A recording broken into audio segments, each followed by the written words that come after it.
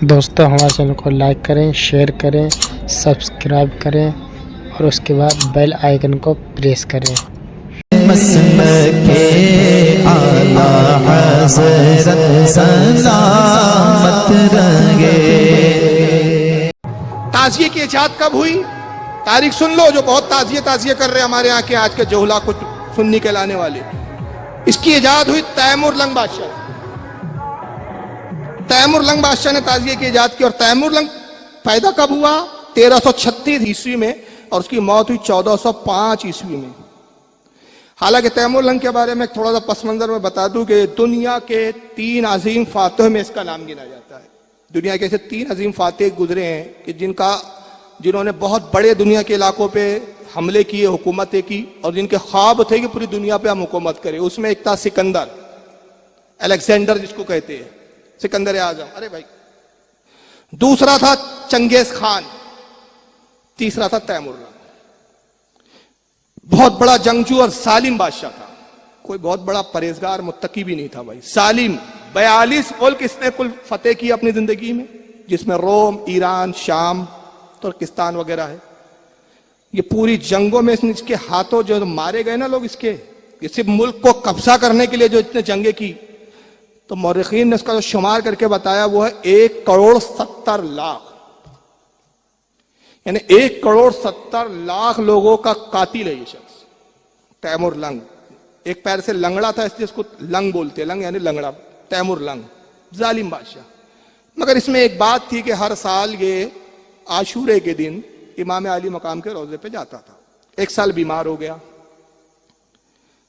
اور جب بیمار ہوا تو رونے لگا کہ بھائی اس سال میں امام حسین کے روضے پہ نہیں جا پاؤں گا۔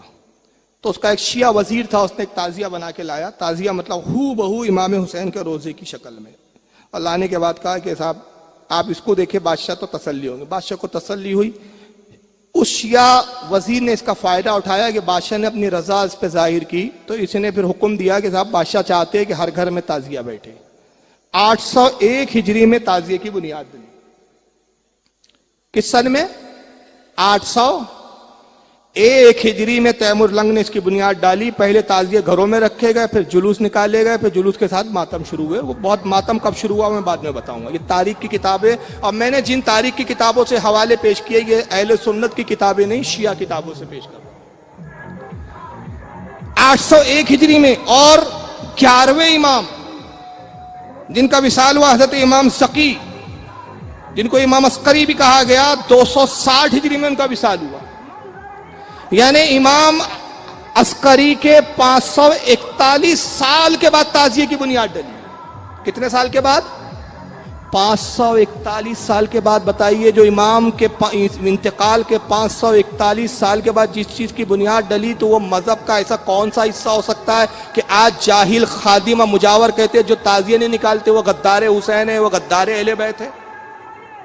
محبت اہل بیت کے لیے تعزیے سے کیا تعلق اس کا؟ 541 سال کے بعد تو تم نے تعزیہ نکالا۔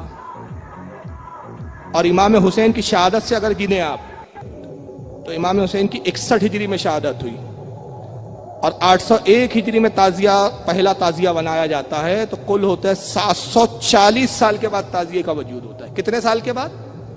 740 سال کے بعد۔ یہ ہے تعزیے کی حیثیت۔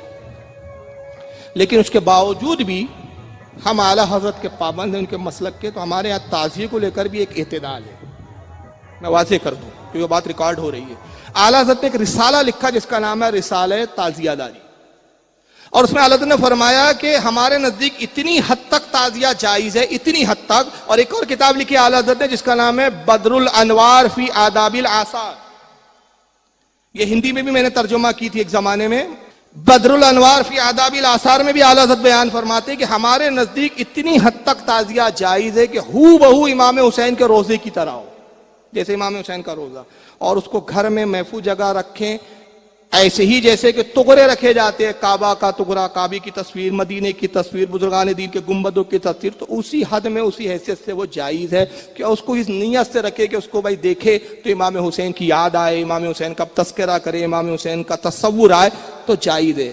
مگر وہ تعزیہ جو اپنے انداز میں، اپنی سوچ سے من گھڑت بنائے جاتے ہیں، لمبے لمبے طرح کے تار کاٹنے پڑ رہے ہیں، सड़कों पे घुमाया जा रहा है, मातम साथ में हो रहा है, उसके साथ भी ढोल बाजे, मेले भर रहे हैं, पप्पड़ भजिए की दुकानें चल रही है, बेपर्दा औरतें लिपस्टिक पाउडर लगा के औरतें सज धज के ताजिए के साथ सैर सपाटे चल रहे हैं, और फिर ताजिए के साथ जो बेहुरमती कर रहे हो। तुम्हारे बकौल तुम तो कहते कि इमाम हुसैन के रोजे की शबी है, तो जिसको हुसैन पाक की शबी करार दिया उसके साथ तुम हश्र क्या कर रहे हो? गंदे नाले के पानियों में फेंकते हो।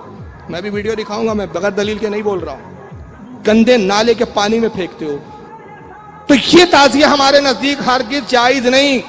उसको एक लफ्ज में अगर मैं कहूं तो मुरवज्जा जो आज का ताजिया है वो शरीयत में नाजायज व हराम है। हम इस ताजिए के कायल हैं।